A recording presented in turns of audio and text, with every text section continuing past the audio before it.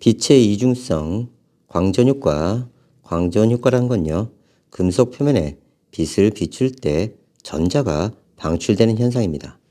광전자는요, 광전효과에 의해 금속 표면에서 튀어나오는 전자예요. 그래서 금속판에다가요, 빛을 비추어 줬더니요, 전자가 튀어나올 때 이걸 광전효과라고 합니다. 다음, 빛의 파동성과 광전효과. 빛을 파동으로 생각했을 때는요, 광전 효과를 설명할 수가 없어요. 자, 빛을요, 입자로 보는 개념이 있고요. 그 다음에 파동으로 보는 개념이 있습니다. 그 중에 광전 효과는요, 파동으로는 설명할 수 없고요. 입자로 설명할 수 있습니다. 봅시다. 빛의 파동성으로 예상한 결과 빛의 진동수와 무관하게 비추는 빛의 세기가 센 경우 광전자가 방출돼야 됩니다. 왜냐하면 에너지가 크니까요. 광전효과 실험 결과는요. 빛의 진동수가 특정 진동수보다 작으면요.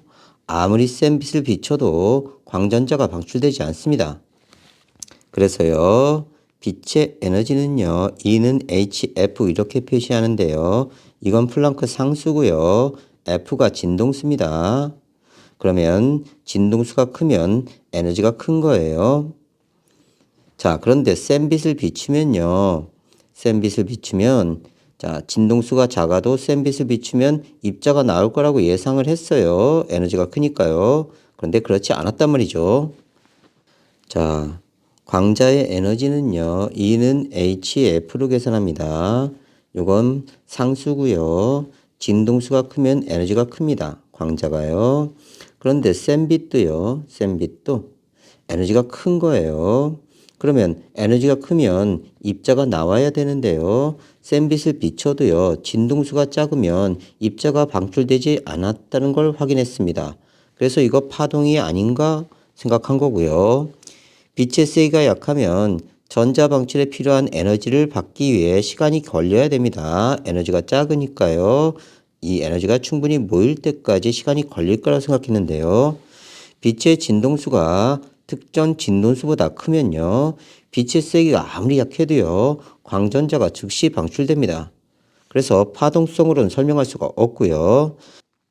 빛의 세기가 세면요. 빛 에너지도 크므로 방출되는 광전자의 최대 운동 에너지도 커야 돼요.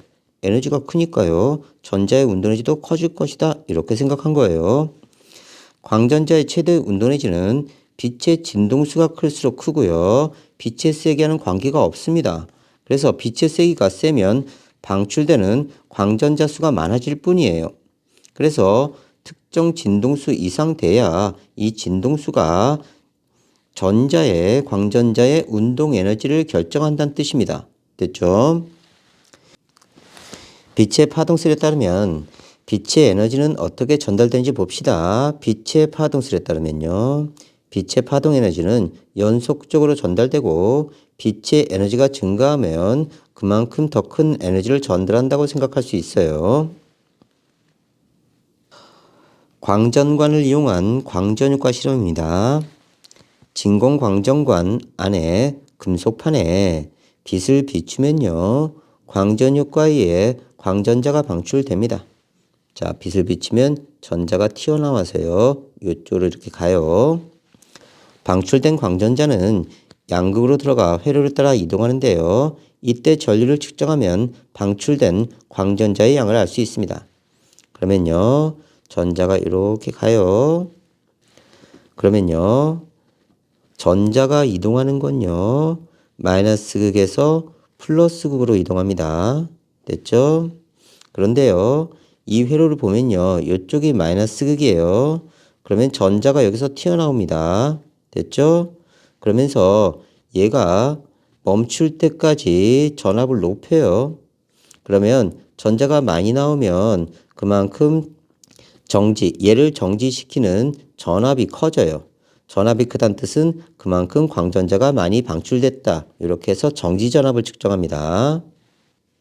다시 회로 다시 볼게요. 전자가 튀어나와서요. 여기서 이렇게 타고 갑니다. 됐어요? 그러면요. 요 회로에서는 전자가 이쪽으로 밀고 가요.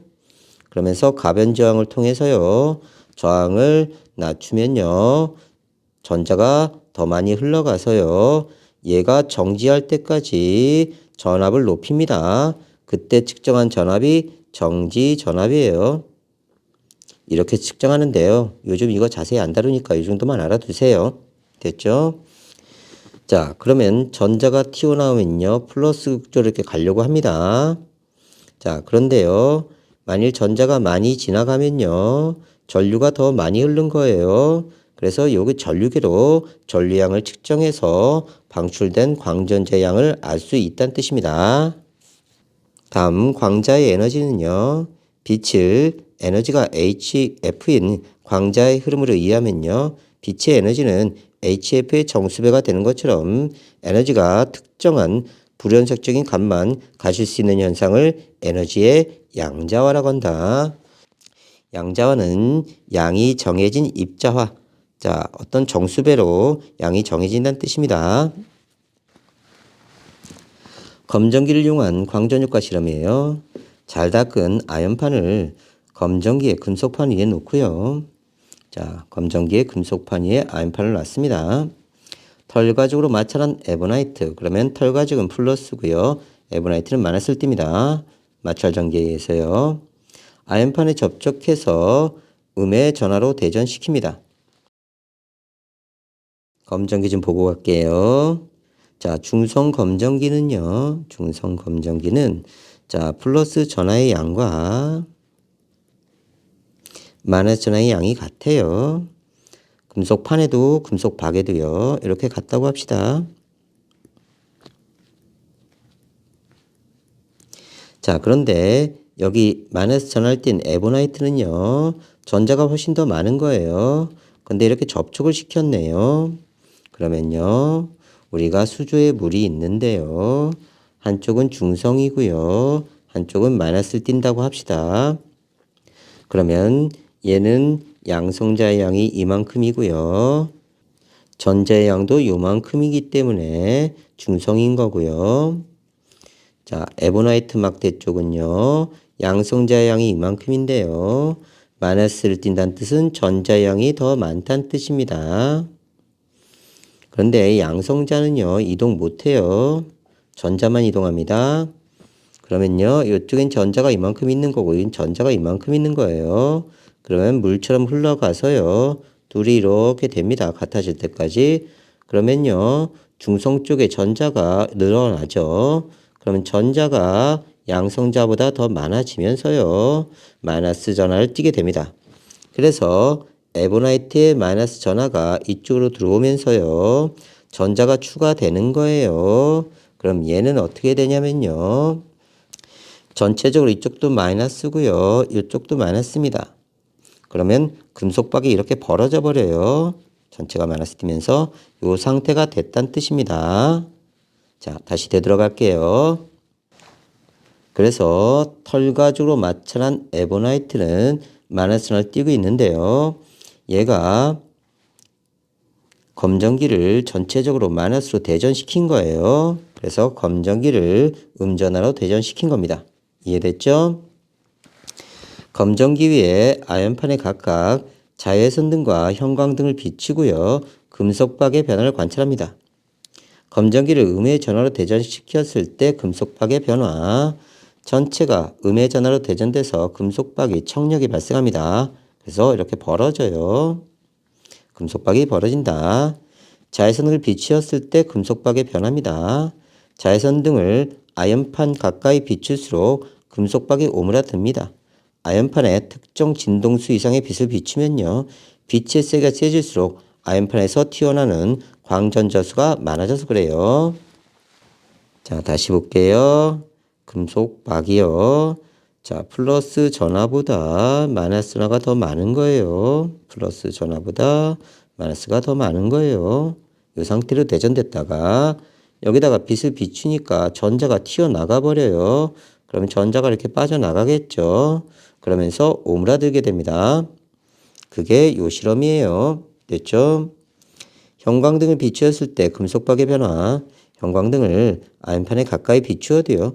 금속박이 오므라들지 않습니다. 아연판에 특정 진동수 이하의 빛을 비추면 아무리 센 빛을 비춰도요, 광전자는 튀어나오지 않아요. 그러니까 형광등을 비추니까요, 전자가 튀어나오지 않은 거예요. 그래서 이 상태를 유지한다는 뜻입니다. 됐죠? 자, 그러면요. 자외선 등은 특정 진동수 이상의 빛이 비춰졌기 때문에 전자가 튀어나가면서 이 마이너스로 대전된 금속박이요, 전자가 이쪽으로 빠져나가면서 오므라듭니다. 반면에요, 형광등은요, 특정 진동수 이하가 된 거예요. 그래서 더 이상 전자가 움직이지 않고 그대로 금속박이 멈춰 있습니다. 변함이 없어요. 자, 이제 광양자설이 나오는데요. 1905년 아인슈타인이 제안한 것으로 빛을 불연속적인 에너지를 갖는 입자로 또는 광자 또는 광양자의 흐름으로 보고요, 광전 효과를 설명합니다. 그래서 광자의 에너지는요, 광자 한 개의 에너지는요, 광자의 진동수에 비례한다. 이렇게 제시한 거예요. 그래서 광자의 에너지 E는요, HF인데요. 진동수의 단위가 세컨드분의 1입니다. 그래서요, 에너지 단위가 줄이니까요, 요걸 환산해주는 숫자가 바로 플랑크 상수 H입니다. 그래서 얘가 줄 세컨드죠. 그러면 플랑크 상수를 곱해버리면요, 줄 세컨드 곱하면요, 세컨드 약분되고 줄의 단위로 환산시켜 주는 거예요. 그러니까 에너지는요, 진동수에 그대로 비례합니다. 에너지는 진동수에 비례한다. 됐죠? 그래서 E는 HF 외워주시고요. 자, 빛의 속도 C는요, F 람다예요.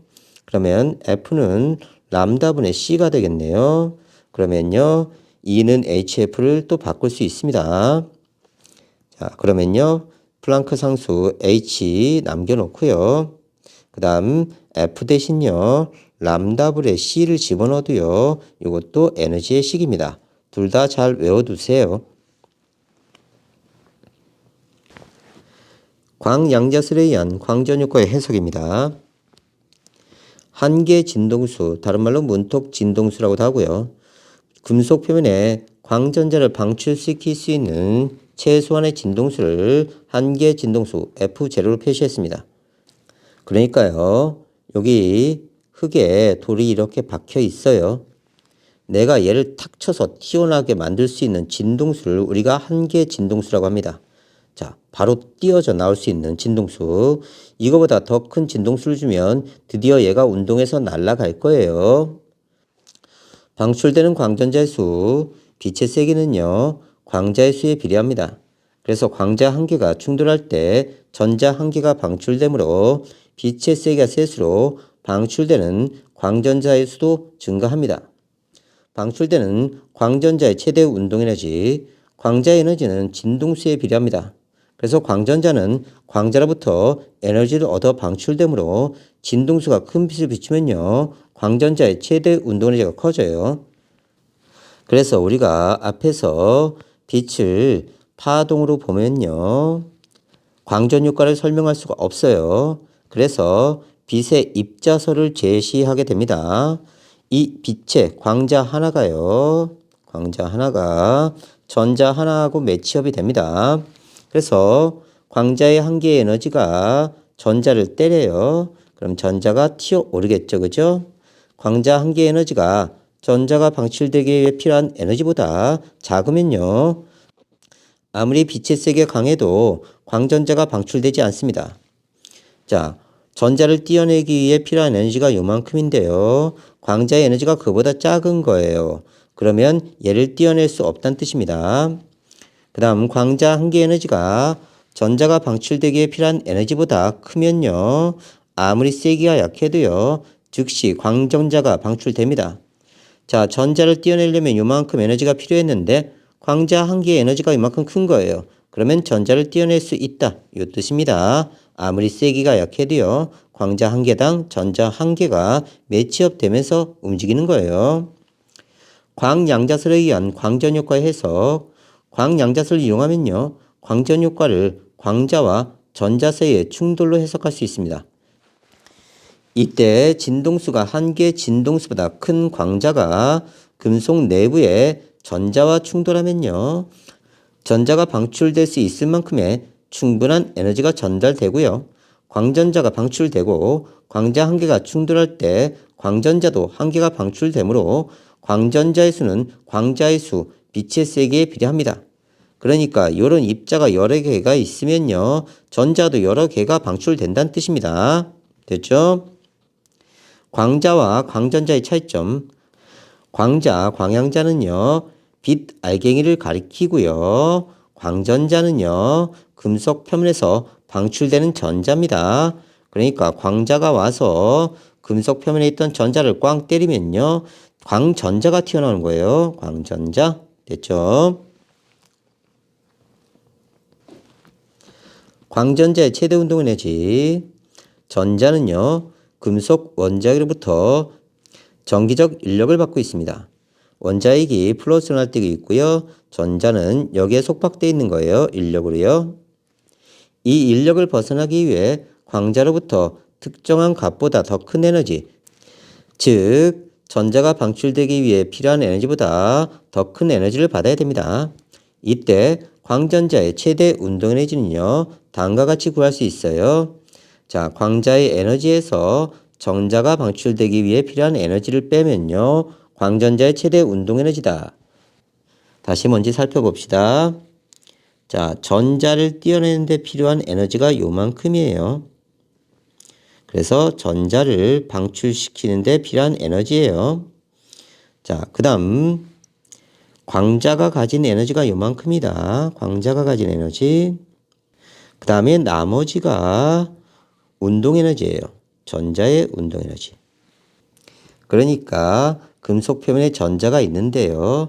얘를 띄어내는데 50이라는 에너지가 들었다고 합시다. 그런데 다가오던 광자의 에너지는요. 70이었어요. 그러면 일부는 띄어내는데 에너지를 주고요. 나머지가 전자의 운동 에너지로 전환된다는 뜻입니다. 됐죠? 다시 봅시다. 전자가 방출되기 위해 필요한 에너지 50. 됐죠? 광자의 에너지는 70이었습니다. 그러면 나머지 20이요. 운동 에너지가 되겠네요. 이렇게 해석하는 거예요. 다시 광자가 가진 에너지가 요만큼이 있었습니다. 자, 70이 있었습니다. 그런데 띄어내는데 50이 들었답니다. 그러면 운동 에너지는 20 듭니다. 이렇게 되는 거예요. 그래서 광전자의 운동 에너지는요. 광자의 에너지에서 전자가 방출되는데 필요한 에너지를 빼주면 된다는 뜻입니다. 됐죠? 빛의 이중성. 현대에는요. 빛의 입자성과 파동성을 모두 가지고 있는 것으로 이해하고 있고요. 빛의 입자성과 파동성은 동시에 나타나지 않습니다. 그래서 입자성이 나타나면 파동성은 나타나지 않고요. 파동성이 나타나면 입자성이 나타나지 않습니다. 어떤 순간에 입자의 성질과 파동의 성질 중 하나만 측정 가능합니다. 하나만요. 빛의 입자성과 파동성의 측정. 빛은요. 입자성과 파동성을 모두 가지지만요. 두 성질은 동시에 나타나지 않습니다. 조심해야 돼요. 빛의 파동성 증거는요. 회절과 간섭을 합니다. 반사와 굴절은 빛의 파동성과 입자성으로 모두 설명이 가능하고요. 빛의 본성에 대한 이론의 증거가 되지 못합니다. 빛의 입자성의 증거는요. 광전 효과로 설명합니다. 아인슈타인이 광전 효과를 광양자설로 설명한 이후 미국의 물리학자 컴퓨터는요. X선과 전자의 충돌 상황을 통해 이를 뒷받침하는 실험 결과를 얻었는데요. 컴퓨터 효과는요. X선을 전자에 입사시켰을 때 산란된 X선의 파장이 증가하는 현상으로 광자와 전자의 충돌로 해석할 수 있어서 빛의 입사성에 대한 증거가 된다. 자, X선 광자가 충돌합니다. 전자예요. 충돌 후 X선 광자의 파장이 길어졌어요. 그러면요. 에너지가 작아진 겁니다. X선 광자 한 개의 운동량 P는요. 람다분의 H 플랑크 상수인데요. 요건 뒤에서 물질파 파장을 배우면 됩니다. 물질파 파장. 그래서 물질파 파장은요. 람다는요. mv분의 h인데요. 요게 P죠. 그러면 P에 대해 정리하면요. 람다분의 h가 운동량입니다.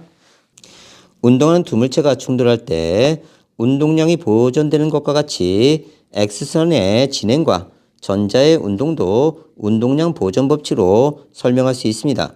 X선은 입자인 성질인 운동량을 가진다. 충돌 후 X선은 운동량의 일부를 잃어 파장이 길어지고 전자는 운동량을 얻는다. 이런 설명이에요. 자, 그러니까요. 자, 충돌 전 X선 광자의 운동량이요 100이었다고 합시다. 그런데 충돌 후 파장이 길어졌어요. 그러면 파장이 길면 운동량이 감소한 겁니다. 이렇게요. 그래서 운동량이 60이 되었다고 합시다. 그리고 얘는 속도가 증가했으니까요. 운동량이 증가한 거예요. 됐죠? 그래서 40만큼 증가했다고 합시다. 그러면요. 충돌 전의 운동량과 충돌 후의 운동량이 같아서 입자로 설명할 수 있다는 뜻입니다. 파장이 길어지면요. 운동량이 작아진다. 됐죠? 파장이 길어지고 운동량은요. 작아진다. 이렇게 이해하는 거예요. 됐죠?